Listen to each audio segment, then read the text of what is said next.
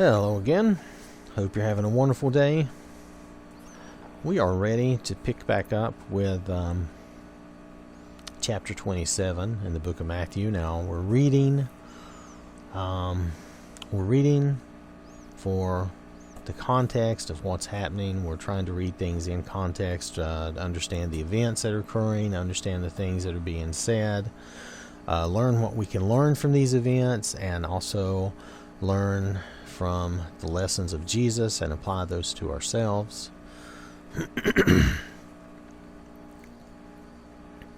When last we read in chapter 26 that Jesus had just been arrested, and he had been taken before Caiaphas and the high priest, where the scribes and the elders were, and they finally got what they wanted out of him so that they could say that, really, they were going to do this anyway.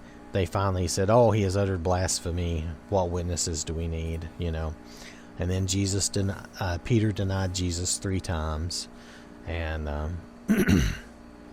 so now that was the night. That was the night Jesus was arrested. So now we are to the morning, the next morning, and this is where chapter 27 picks up. When morning came, all the chief priests and the elders of the people took counsel against Jesus to put him to death. And they bound him and led him away and delivered him over to Pilate the governor. The reason is Israel was under Roman rule. They did not have the right to put anyone to death. The Romans were, their government and their laws and their way of doing things were, they had a certain method, kind of like we have certain laws and we like to have things done in certain procedures and certain ways, and they did too. So they did not authorize their, we'll call it a colony, though it's hardly a colony. I mean, they were under Roman rule. The Romans had taken over. But they were not authorized to put anyone to death over anything like this, because this wasn't really a law that had been broken. This was a religious thing. So the religious leaders, the chief priests and the elders of the people, they bound him and led him away and delivered him over to Pilate the governor, which that was the governor, that Rome had appointed for this area, for this area of Israel. Is this Jerusalem? It's probably a bigger area than even just that. So, anyway, verse 3. Then when Judas, his betrayer, saw that Jesus was condemned, he changed his mind and brought back the 30 pieces of silver to the chief priests and the elders, saying, "I have sinned by betraying innocent blood." They said, "What is that to us? See to it yourself." And throwing down the pieces of silver into the temple, he departed, and he went and hanged himself. He realized he had done the wrong thing. I don't know what he was expecting or what he thought would happen. I'm not sure that I understand the character of Judas, so it's hard for me to speak to that. But here at this point, he realized he had done the wrong thing. And I don't know what he was expecting, what he thought was going to happen. It shows that he did not truly understand what was going to happen. So he departed and he went and hanged himself. But the chief priest, taking the pieces of silver, said, "It's not lawful to put them into the treasury, since it is blood money." So they took counsel and bought with them the potter's field as a burial place for strangers. Therefore the field has been called the field of blood to this day. Then was fulfilled what had been spoken by the prophet Jeremiah, saying, "And they took the 30 pieces of silver, the price of him on whom a price had been set by some of the sons of Israel, and they gave them for the potter's field, as the Lord directed me." Okay, so this was a prophecy of Jeremiah that had been fulfilled with this. Now, verse 11. Oh, let me move. I'm not got to keep the screen up. I apologize. So, and they gave them, they gave them for the potter's field as the Lord directed me. Okay, so that was that prophecy fulfilled. So now, Jesus, okay, we're still in the book of Matthew, chapter 27, and this is verse 11, okay? Now Jesus stood before the governor, and the governor asked him, "Are you the king of the Jews?" Jesus said, "You have said so." But when he was accused by the chief priests and elders, he gave no answer. Then Pilate said to him, "Do you not hear how many things they testify against you?" But he gave him no answer, not even to a single charge, so that the governor was greatly amazed. All right, so now we're going to go. See, the governor was trying to find out what he had really done. Has he really done something? Has he broken, a Roman law? That's what they were looking for. That's what the governor was looking for. And he was surprised that, he didn't get any real answer. Because he knew what the punishments could be. There's a lot of bad punishments back then, let me tell you. So now at the feast, the governor was accustomed to release for the crowd any one prisoner whom they wanted, and they had then a notorious prisoner called Barabbas.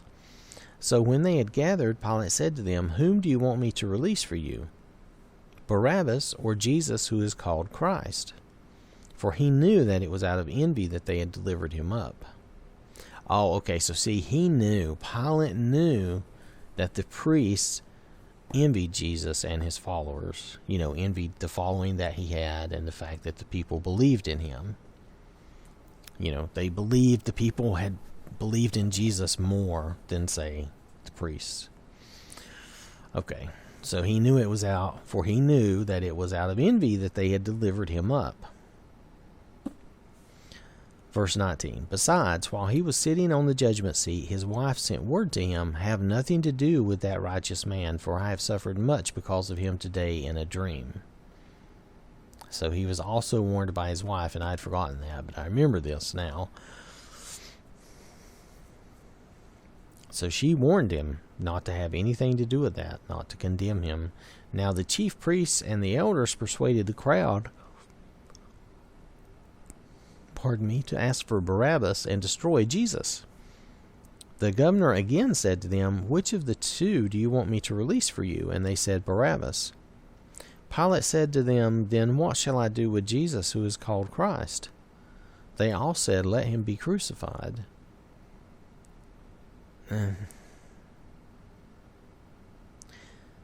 Verse 23, and he said, "Why?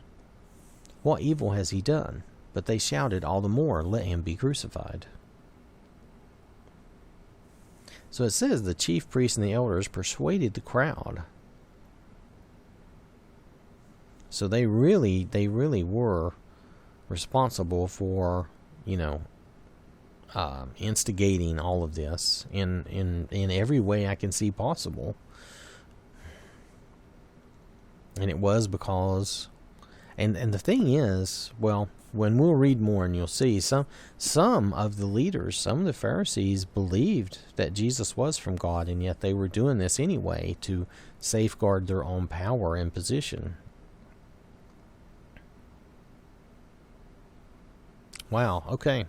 It's just something to think about because, we shouldn't be so blind to, what we want and what we have that we would not do the right thing and not recognize what they of all people should have known what was right to do in a godly manner and how things should have been. And that was the problem. They knew it and they weren't doing a good job of it. And that's one of the things that Jesus got on to them about. So, all right. So verse 24. So when Pilate saw that he was gaining nothing, but rather that a riot was beginning, he took water and washed his hands before the crowd, saying, "I am innocent of this man's blood. See to it yourselves." And all the people answered, "His blood be on us and on our children." Then he released for them Barabbas, and having scourged Jesus, delivered him to be crucified. Now, scourging is being whipped with a pretty vicious instrument. It's basically, it has, you can imagine like a scourge would be kind of like, it's not exactly a whip like you see in Indiana Jones thing, but it's like, but it's kind of like that in that it's, if you imagine like a stick with multiple strands of leather, and then at the end of each leather piece is maybe a piece of metal or rock or bone to tear, to hurt you, so that they hit you with it. There was one that used to be called a cat of nine tails, which was similar, but different, but an idea. But the scourge was to be beaten with not exactly a whip, but more like with the multiple strands with something, either metal or bone or rock at the end, so that it would hurt you more. That was the whole idea. So scourging was a bad thing, very bad thing, worse than whipping. All right, so and having scourged Jesus, delivered him to be crucified. That was kind of a standard practice for Roman, though times for some crimes you would be scourged or whipped or whatever. Not everything required crucifixion, though they were not afraid to do that, of course, because it was when they did that having people crucified, that was a warning to others to do right and to follow the law. So, okay. So verse 27, Then the soldiers of the governor took Jesus into the governor's headquarters, and they gathered the whole battalion before him, and they stripped him and put a scarlet robe on him, and twisting together a crown of thorns, they put it on his head and put a reed in his right hand. And kneeling before him, they mocked him, saying, Hail, King of the Jews! And they spit on him, and took the reed, and struck him on the head. And when they had mocked him, they stripped him of the robe, and put his clothes on him, and led him away to crucify him. So for whatever reason, they all felt the need to do this. I don't know what this has to do with anything, and I don't know why they would have done this, but they had to do this whole production here of mocking him, and then they struck him on the head, and again, just cruelty, and it seems like it was just cruelty for cruelty's sake. I don't see any reasoning for this, and as far as I know, this is not part of any normal punishment. So verse 32, As they went out, they found a man of Cyrene, Simon by name. They compelled this man to carry his cross. And when they came to a place called Golgotha, which means place of a skull, they offered him wine to drink mixed with gall. But when he tasted it, he would not drink it. And when they had crucified him, they divided his garments among them by casting lots. Then they sat down and kept watch over him there. And over his head they put the charge against him, which read, This is Jesus, the King of the Jews. Then 2 robbers were crucified with him, one on the right and one on the left. And those who passed by derided him, wagging their heads, and saying, You who would destroy the temple and rebuild it in 3 days, save yourself. If you are the Son of God, come down from the cross. Now, if you will think about this, this is just more temptation. This is just more. This is from Satan. These people may have been saying it, but this is the same as from Satan himself. If you're the Son of God, come down from the cross. Because he could have. We have to understand that he was going through this willingly for us. But he could have come down from the cross. He could have chosen differently. But he was doing this for us, so he did not. It's similar temptation to what he went through in the wilderness, is what I was kind of getting at. This is more temptation, and he was always tempted, and he resisted that temptation, and he did here also. So I'm going to continue with verse 41. So also the chief priests with the scribes and elders mocked him, saying, He saved others, he cannot save himself. He is the King of Israel. Let him come down now from the cross, and we will believe in him. He trusts in God. Let God deliver him now if he desires him. For he said, I am the Son of God. And the robbers who were crucified with him also reviled him in the same way. So, here the chief priests and all of them came out too, just to mock him and to say they would believe him if they had already seen miracles that he had done. I mean, if you think about it, they saw him do miracles. They saw him heal people, and they were still offended at him. And this was another temptation, had he popped down off the cross and been healed, they still would not have believed him, because they didn't want to believe him. They did not want to give up what they had. They did not want to believe in his message and in him, and they wanted to maintain their status and their control and maintain what they were, being the chief priests and the scribes and everything like that. So, all right. So now, verse 45, now from the 6th hour there was darkness over all the land until the 9th hour. And about the 9th hour Jesus cried out with a loud voice, saying, Eli, Eli, lema sabachthani. Now that's my best guess. I'm not going to be able to say that very well. My God, why have you forsaken me? Now, this is also a reference back to a psalm, which starts off similarly. My God, why have you forsaken me? And some of the bystanders, hearing it, said, This man is calling Elijah. And one of them at once ran and took a sponge, filled it with sour wine, and put it on a reed, and gave it to him to drink. But the others said, Wait, let us see whether Elijah will come save him. And Jesus cried out again with a loud voice, and yielded up his spirit. And behold, the curtain of the temple was torn in two from top to bottom. Well, hold on a second. So they thought that he was calling out for Elijah. And let's see, they brought him the sponge with sour wine. And then the others said, Wait, let us see whether Elijah will come to save him. And Jesus cried out again with a loud voice, and yielded up his spirit.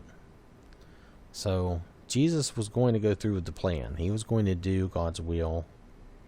And he really set the example and set the bar extremely high for us. So I'm going to pick up in verse 51 here. And behold, the curtain of the temple was torn in two from top to bottom, and the earth shook, and the rocks were split. The tombs were opened, and many bodies of the saints who had fallen asleep were raised. And coming out of the tombs after his resurrection, they went into the holy city and appeared to many. When the centurion and those who were with him, keeping watch over Jesus, saw the earthquake and what took place, they were filled with awe and said, Truly this was the Son of God. There were also many women there, looking on from a distance, who had followed Jesus from Galilee, ministering to him, among whom were Mary Magdalene and Mary the mother of James and Joseph, and the mother of the sons of Zebedee. So,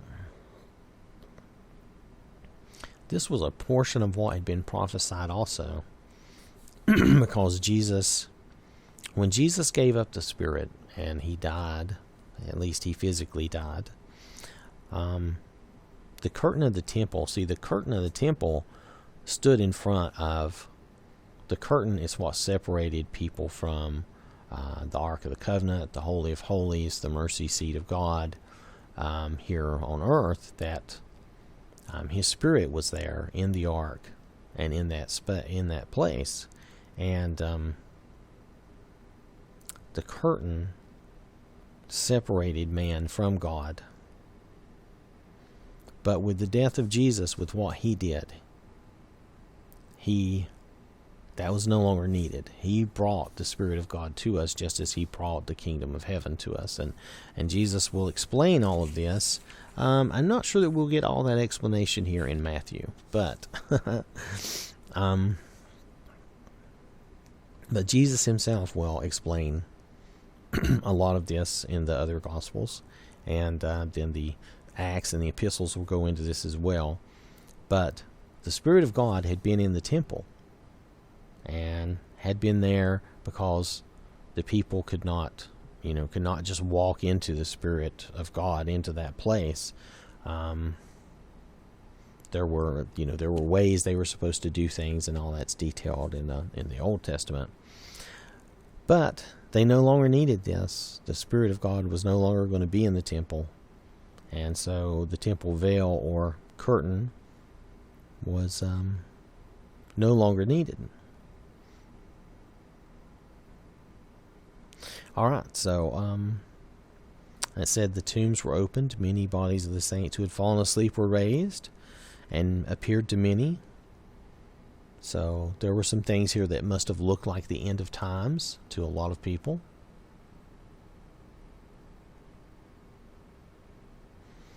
Oh, I'm sorry. I think I went a little too far. Hold on. We're close, though. All right.